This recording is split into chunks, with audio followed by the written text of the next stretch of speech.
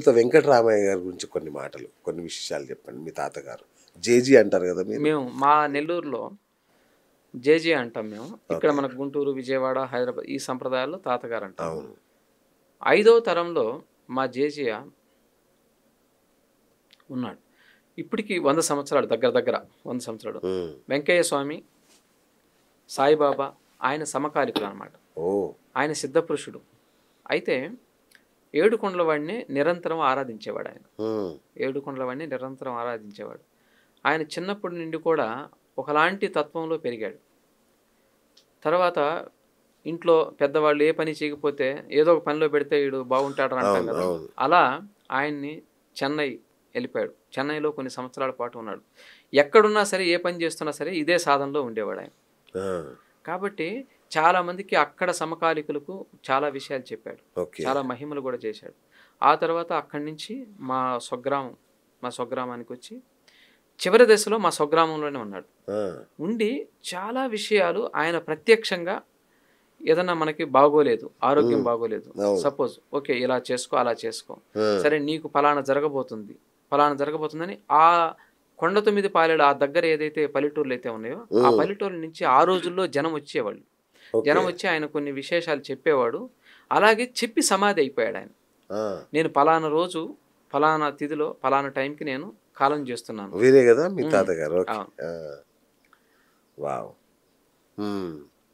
చెప్పి సమాధి అయిపోయాడు. కాబట్టి ఏంటంటే ఆయన చాలా కాలం మాట్లాడుతూ ఉండేవాడు. ఆయన సమాధి నుంచి మాట్లాడుతూ ఉండేవాడు. ఆ. మేము చూడంగా లేదు, మా జేజీలు మా తాతలు వాళ్ళు అదేలేనా. చెప్పేవాళ్ళు. ఎందుకంటే 100 years బ్యాక్ కదా ఇది. అవును, అవును. కాబట్టి మాట్లాడుతుండేవాడు అని అంటారు. బా. కాబట్టి ఆయన ఇప్పటికీ కూడా అక్కడ కొంతమందికి దెయ్యాలు పట్టడం అలా ఉంటాయి కదా. అవును. ఆ. అలాంటి ఉన్నోళ్ళు చాలా సంవత్సరాలు అక్కడ నేను అక్కడ చిన్నప్పుడంతా అక్కడే ఉన్నా కాబట్టి చూసేవాడిని. ఆ దెయ్యాలను వదలగొట్టేవాడు. ఓకే. అట్లా ఏడుకొండల వాడి ఉపాసన ఎక్కువ చేసేవాడు. ఆయన ఒక్కొక్కరు ఒంటి మీద కూడా వస్తాడు. ఆ. అక్కడ పర్మనెంట్ గా దేవాలయం ఉందా? దేవాలయం ఉంది. ఎక్కడండి అది? నెల్లూరు జిల్లా, ఆ. వింజమూరు మండలం, Neredupalli village. Neredupalli village. Okay. ఓహో. కాబట్టి ఇప్పటికీ కూడా ఆరాధనోత్సవాలు ఆ. ఏప్రిల్ మేలో చేస్తూ ఉంటారు. ఓకే. కాబట్టి ఆయన అంశలో నాకు ఎంతో కొంత ఒక పిసరంత నాకు భగవంతుడు పిసరంటే అనుగ్రహించాడు ఏందండి అనుకుంటా. బాబోయ్! అది అక్క మీ జ్ఞానం, మీ ప్రజ్ఞ, మీ విద్వత్తు అసలు మామూలుది కాదు. నాకు అర్థమైపోయింది. ఇదేంటంటే అండి, నేను కొంత 1996 సంవత్సరంలోనే నేను ఓకే. ఇంటర్మీడియట్ డిగ్రీ చదువుతున్న రోజుల్లో చాలా మందికి బావులు ఎండిపోయింది. ఓకే. నీరు లేవు ఆ ఏరియాలో. ఓకే. నీళ్లు లేవు ఆ, ఆ ఆ. ఏరియాలో. వాటర్ కూడా పెట్టేవాడిని నేను. వాటర్ అంటే? పాయింట్స్ అంటే అచ్చచ్చా, కొబ్బరికాయతో ఆ. పలానా పెడితే వాటర్ పడేది. అట్లా ఫస్ట్ ఎవరు దీనికి నిదర్శనం అంటే మా పొలానికి నేనే పెట్టుకున్నాను. ఆ. ఎవరో కొంతమంది చెప్పారు ఇలా వాటర్ అవును. కొబ్బరికాయతో చూస్తే పడతాయని. దానికి సైంటిఫిక్ ఏదో ఒక రీజన్ చెప్పారు. ఓ నెగిటివ్ బ్లడ్ గ్రూప్ ఉంటేనో అచ్చా. ఓకే. ఇలా లేస్తుంది. కానీ ఒకలాంటి వైబ్రేషన్ అయితే ఉంటుందండి, నిజం అది. ఓకే. ఓకే. వైబ్రేషన్ ఉంటుంది కొబ్బరికాయ ఇలా పెట్టి. మీది ఓ నెగిటివా? O negative okay. Blood group. ఆ. కాబట్టి మా యొక్క ఇంట్లోనే, మా యొక్క తోటలోనే నేను పెట్టాను ఆ పాయింట్. సక్సెస్ అయింది. అక్కడి నుంచి మా దగ్గర పొలం ఓకే. ఒక అతను అడిగితే పెట్టాం, సక్సెస్ అయింది. అక్కడి నుంచి అది నాకేం తెలుసా, భగవంతుడి యొక్క అనుగ్రహం. పూర్వజన్మలో ఈ జీవుడు అనుకోకుండా సాధకుడు, చేసేస్తున్నారు. ఓకే. ఈ జీవుడు సాధకుడు అంతే. ఓకే. ఓకే. ఓకే. కొంత యోగ్యత, అతని అస్తవాసి. చూడండి, మనం కొంతమంది డాక్టర్ దగ్గరికి వెళ్తే అతను చెయ్యేసేయంగానే తగ్గిపోయిందిరా. అవును, అవును. అస్తవాసి అంటే ఏదో పూర్వజన్మలో బలమైన లింక్ ఉంటుంది. కరెక్ట్. అవును.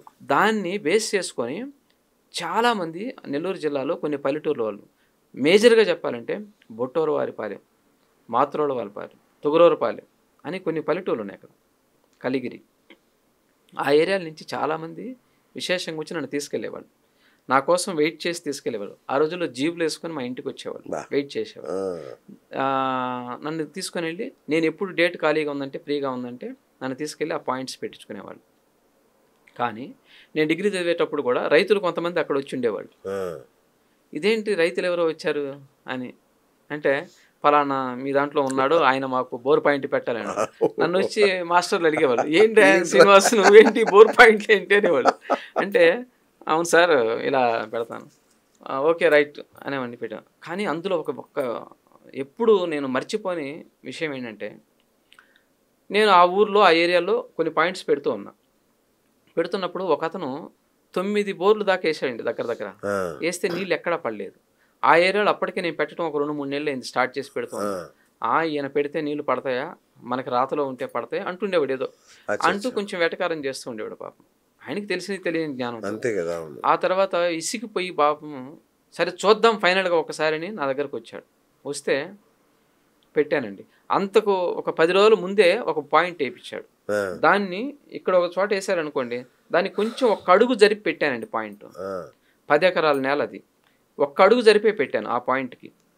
3 ఇంచుల నీళ్లు పడ్డాయి దాంట్లో. అంటే ఎంత సస్యశ్యామలం అయిపోయింది. అతను వచ్చి పాదాల మీద పడిపోయాడు.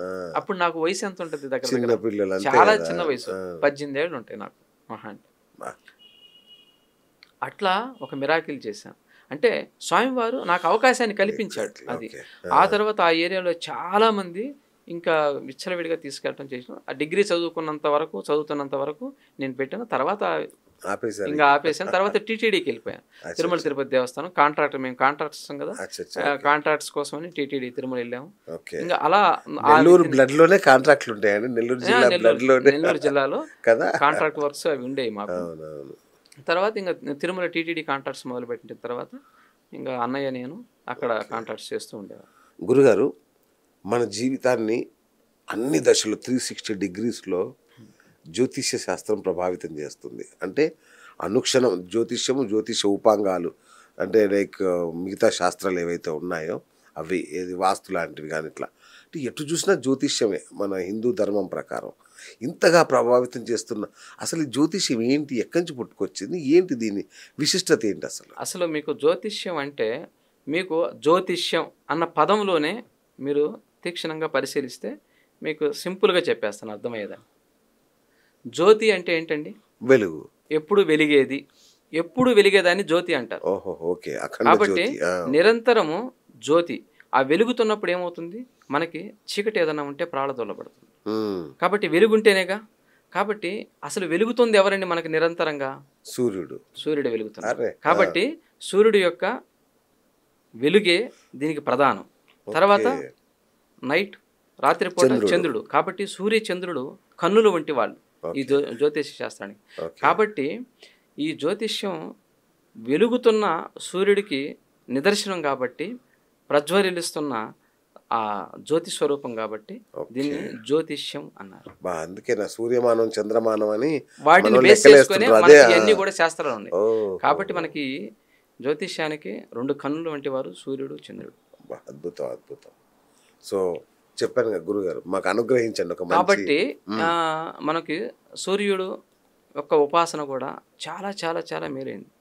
ఎందుకంటే ఆ రోజుల్లో రావణ యుద్ధం జరిగినప్పుడు అగస్త్య మహాముని మనకి ఆదిత్య హృదయాన్ని ఇచ్చాడు. అత్యద్భుతమైన ఆదిత్య హృదయాన్ని ఇచ్చాడు. మీకు ఒక 2 లైన్లు నేను ఆదిత్య హృదయం గురించి చెప్తాను. తతో యుద్ధ పరిశ్రాంతం సమరే చింతయా స్థితం రావణం జాగ్రతో దృష్ట్వా యుద్ధాయ సముపస్థితం దైవతైత్య సమాగమ్య ద్రష్టుమభ్యాగతోరణం ఉపాగమ్య భవిద్రామం అగస్త్యో భగవాన్ ఋషిః రామ మహాబాహో శృణగుహ్యం సనాతనం ఏన సర్వానరినివత్స సమరే విజయస్యసి ఆదిత్య హృదయం పుణ్యం సర్వశత్రు వినాశనం జయావహం జపే నిత్యం అక్షయ్యం పరమం శివం సర్వమంగళ మాంగళ్యం సర్వపాప ప్రణాశనం చింతా శోక ప్రశమనం ఆయుర్వర్ధనముత్తమం రశ్మిమంతం సముద్యంతం దేవాసుర నమస్కృతం పూజయస్వ వివస్వంతం భాస్కరం భువనేశ్వరం సర్వదేవాత్మకో ఏష తేజస్వి రశ్మిభావనః ఏష దేవా సురగణాన్ లోకాన్ పాతిగభస్తిభిః ఏష బ్రహ్మా చ విష్ణుచ్చ శివ స్కంద ప్రజాపతి మహేంద్రో ధనదక్కాలో యమస్సోమో యపాంపతి పితరో వసవో సాధ్య యశ్వినో మరుతో మనుః వాయుర్వన్ని ప్రజాప్రాణ ఋతుకర్త ప్రభాకరః. అంటే సకల దేవతలు ఆయన్నే పూజిస్తున్నారండి. ఆయన లేకపోతే లేదు అసలు లేదు. ఇట్లాగే మనకి విశేషమైన చాలా విషయాలు ఉన్నాయి. స్తోత్రాలు చూస్తే మనకి ఏడుకొండలవాడి గద్యం చూస్తే శ్రీనివాస గద్యం అని ఉంటుంది. అది కూడా చాలా విశేషంతో కూడి ప్రతిరోజు మనకి సుప్రభాత సేవ అయిపోగానే ఈ యొక్క గద్యం వినిపిస్తుంటారు స్వామివారికి. కాబట్టి అటువంటి విశేషమైన మనం విని తీరాలి. విన్నప్పుడు ఏమవుతుందంటే అక్కడ కొంత పాజిటివ్ ఎనర్జీ ఏర్పడుతుంది. స్వామివారి గద్యాన్ని చూడండి, మీకు 2 లైన్లలో 1 నిమిషం మీకు వినిపిస్తాను. శ్రీమదకిల మహీమండల మండన ధరణీధర మండల కండలశ్య నిఖిల సురాసుర వందిత వరాహ క్షేత్ర విభూషణశ్య శేషాచల గరుడాచల ఋషభాచల నారాయణాచల అంజనాచల దిశికరిమాలాకులశ్య నాదముఖ బోధనిధి వీధి గుణ సాభరణ సత్వనిధి తత్వనిధి భక్తి గుణ పూర్ణ శ్రీశైల పూర్ణ గుణ వశంవద పరమ పురుష కృపాపూర విభ్రమద తుంగ శృంగ గలద్గగన గంగా సమాలింగితశ్య సీమాతిక గుణ రామానుజముని నామాంకిత బహుభూమాశ్రేయసుర ధామాలయ వన రామాయత వన సీమా పరివృత విశంకట తట నిరంతర విజృంభిత భక్తిరస నిర్జరారంత హర్య హర్య ప్రస్రవణ ధారాపూర విభ్రమత సలిల భరభరిత మహాతటాక మండితశ్య కలికర్దమ మలమర్దన కలితోద్యమ విలసద్యమ నియమాదిమ మునిగన నిశైవ్యమాన ప్రత్యక్షీపవన్నిజ సలిల సమజ్జన నమజ్జన నిఖిల పాపనాశన తీర్థాద్యాశితశ్య మురారి సేవక జరాది పీడిత నిరార్తి జీవన నిరాశ భూసుర వరాతి సుందర సురాంగనారతి కరాంగ సౌష్ఠవ కుమారతాకృతి కుమారతారక సమాపనోదయ ధనూన పాతక మహాపదామయ విహాపనోదిత సకల భువన విదిత కుమార ధారాభిధాన తీర్థ అధిష్ఠితశ్య ధరణీతలగత సకలహతి కలిల శుభసలిలగత బహుళ వివిధ మలహతి చతుర రుచిరతర విలోకన మాత్ర విదలిత వివిధ మహాపాతక స్వామి పుష్కరిణీ సమేతశ్య బహు సంకట నరకావట పద దుత్కట కలి కంకట కలుషోద్భట జనపాతక వినిపాతక రుచి నాటక రహాటక కలశారత కమలారత శుభమజ్జన జలసజ్జన బరబరిత నిజదురిత హతి నిరత జనసహత నిరస్త నిరర్గల పేపీయ మాన సలిల సంభృత విశంకట కటాహ తీర్థ విభూషితశ్య. ఇలా స్వామివారి శ్రీనివాస సుప్రభాత సేవలో పాల్గొన్నంత అనుభూతి కలిగిందండి నిజంగా. దాదాపు స్వామి చదువుకునే భాగ్యాన్ని అనుగ్రహించాడు. ప్రతి ఒక్కరు కూడా ఇది వినటం చాలా మంచిది. ఒక పాజిటివ్ ఎనర్జీ మనకి చేకూరాలంట నిరంతరం సత్సంగత్వే నిస్సంగత్వం అంటాం, నిస్సంగత్వే నిర్మోహత్వం, నిర్మోహత్వమే నిశ్చలతత్వం, నిశ్చలతత్వమే జీవన్ముక్తి అంటాడు. కాబట్టి సత్పురుషుల యొక్క సావాసం మంచిగా జీవనాన్ని కొనసాగించడం అనేది ఎంతో ఇంపార్టెంట్.